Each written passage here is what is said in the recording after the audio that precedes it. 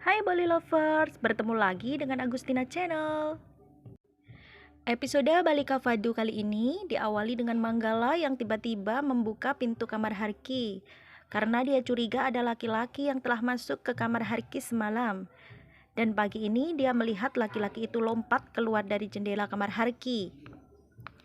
Manggala mendapati Harki yang berdandan dan berhias seperti perempuan yang memiliki suami. Manggala terkejut dan berkata, "Harki, apa-apaan ini?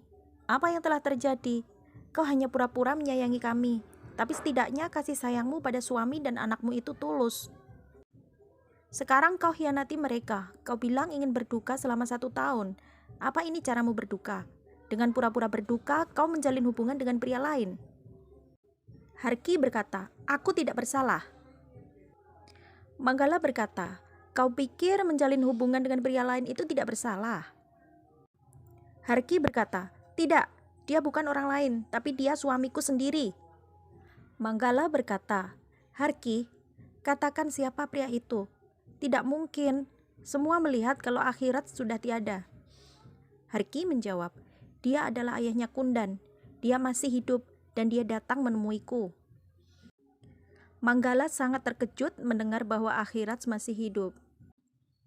Manggala masih belum percaya bahwa akhirat masih hidup karena semua orang melihat akhirat setelah tiada. Harki berkata, "Yang kita lihat tidak selalu benar, kakak ipar. Sekarang aku sudah jujur bahwa suamiku masih ada. Dia masih hidup." Manggala berkata di mana keberadaan akhirat, tapi Harki tidak memberitahu Manggala. Manggala berkata, "Baiklah, aku akan beritahu Kamli dan warga desa." Harki berkata, "Silahkan, akan kusangkal karena semua melihat pembakaran mayat suamiku. Siapa yang akan percaya padamu?" Manggala berkata, "Benar Harki, tidak ada yang akan percaya padaku, tapi polisi pasti percaya. Mereka akan mencari keberadaan akhirat dimanapun dia berada." Harki berkata, "Jika kau berani melangkah keluar, maka aku akan bertindak. Akan aku beritahu Nimboli bahwa Anandi adalah ibu kandungnya." Manggala terkejut dan dia berkata bahwa dirinya akan diam saja asal Harki tidak memberitahu Nimboli tentang ibu kandungnya. Harki pun berkata, "Aku akan diam selama kau tutup mulut bahwa suamiku masih hidup." Harki cepat-cepat ke tempat Akhirat. Dia bertemu Akhirat dan menceritakan bahwa Manggala telah mengetahui bahwa dirinya masih hidup. Langsung saja Akhirat ingin menampar Harki, tapi dia takut Dinu melihatnya. Harki langsung dibawa masuk Akhirat. Akhirat mencekik leher Harki dan berkata, jika Manggala lapor polisi, maka dirinya akan ditangkap lagi. Dia marah karena Harki memberitahu Manggala bahwa dirinya masih hidup. Harki mengatakan jika Manggala melaporkan Akhirat, maka dia akan memberitahu Nimboli bahwa Anandi adalah ibu kandungnya. Dan Akhirat pun tidak marah lagi. Dia berkata bahwa mereka harus memanfaatkan waktu sebaik mungkin. Sepulang menemui guru Anan, Harki menyuruh Manggala untuk memijit kaki Harki. Jika Manggala tidak mau, dia mengancam akan memberitahu Nimboli siapa ibu kandungnya. Dan Manggala pun memijat kaki Harki. Kamli datang dan melihat Manggala memijit kaki Harki. Kamli berkata, "Kenapa bibi memijit kaki ibu?" Dan Harki berkata, "Sudah kubilang jangan pijit kakiku, kakak ipar. Entah apa pikiran orang jika mereka melihatku." Harki juga berkata kepada Kamli bahwa dirinya tidak menyuruh Manggala memijit kakinya, tapi dia yang memaksa. Harki ingin menemui Akhirat. Manggala mengikuti Harki diam-diam. Harki mengetahui Manggala mengikuti dirinya dari kaca spion mobil. Harki segera pergi dan Manggala mengejarnya. Manggala kehilangan jejak Harki. Tiba-tiba saja Harki mengagetkan Manggala. Manggala terkejut. Harki berkata bahwa Manggala tidak bisa memata-matai orang seperti itu. "Kau tidak akan pernah bisa menemukan Akhirat, jadi lebih baik jangan ikut campur dengan urusanku." Harki sampai di tempat Akhirat. Dinu menghentikan Harki yang ingin bertemu dengan Akhirats karena Dinu tidak menyukai Harki. Dinu mengusir Harki. Harki berteriak memanggil Akhirats. Akhirats pun keluar dan menyuruh Harki masuk. Dinu berkata, "Apa guru?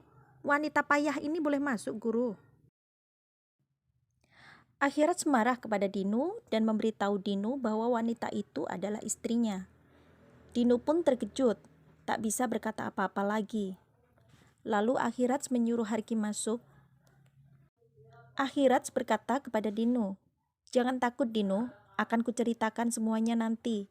Asal kau tahu, hanya dia satu-satunya keluarga yang bisa aku percaya." Kundan dan Harki sangat senang diberi uang oleh Akhirats. Mereka segera menyimpan uangnya di dalam tas. Malam harinya, Kundan dan Harki menemui Akhirats. Mereka menyusun rencana untuk membalas dendam. Akhirats menyuruh Harki dan Kundan untuk membakar rumah dan musuh-musuhnya, yaitu Manggala, Nimboli, dan juga Kamli. Kundan dan Kamli segera pulang. Sampai di rumah, Harki melihat Kamli dan juga Puskar tengah tidur. Dia segera menyiramkan bensin di kamar Kamli. Akhirats dan Dinu berada di luar rumah Kamli. Akhirats berkata kepada Dinu bahwa Dinu harus melaksanakan semua perintah Akhirats dan jangan sampai membuat kesalahan. Setelah menyiramkan bensin, Harki dan Kundan segera keluar dari rumah. Akhirats menelpon Kundan dan Harki untuk menanyakan apa tugasnya sudah beres. Kundan mengatakan bahwa dia sudah menuang bensin di dalam rumah dan dia juga sudah keluar. Akhirats bertanya kepada Harki apakah tas yang berisi uangnya sudah dibawa, dan Harki bilang sudah. Tapi sebenarnya tasnya tertinggal di dalam kamar. Akhirats berkata dia akan menunggu mereka di tempat yang telah diberitahukan oleh Akhirats. Kundan dan Harki masuk ke dalam lagi untuk mengambil uangnya. Nimboli sedang minum dan melihat Kundan bersama ibunya jalan mengendap-endap. Nimboli berpikir mereka adalah pencuri. Lalu Nimboli mengunci pintu kamar Harki. Setelah itu, Nimboli berlari untuk memanggil yang lain. Dinu di luar telah menyiramkan bensin dan menyalakan apinya. Sedangkan Dinu di luar telah menyiramkan bensin dan menyalakan apinya. Kundan dan Harki ketakutan di dalam kamar karena tak bisa keluar. Sedangkan api sudah menyala-nyala. Manggala, Kamli, Puskar, dan Nimboli sangat terkejut melihat kebakaran itu. Mereka segera berlari keluar, tapi rumah telah terbakar. Kundan segera menelpon Akhirats untuk memberitahu bahwa dia dan ibunya terjebak di dalam kamar.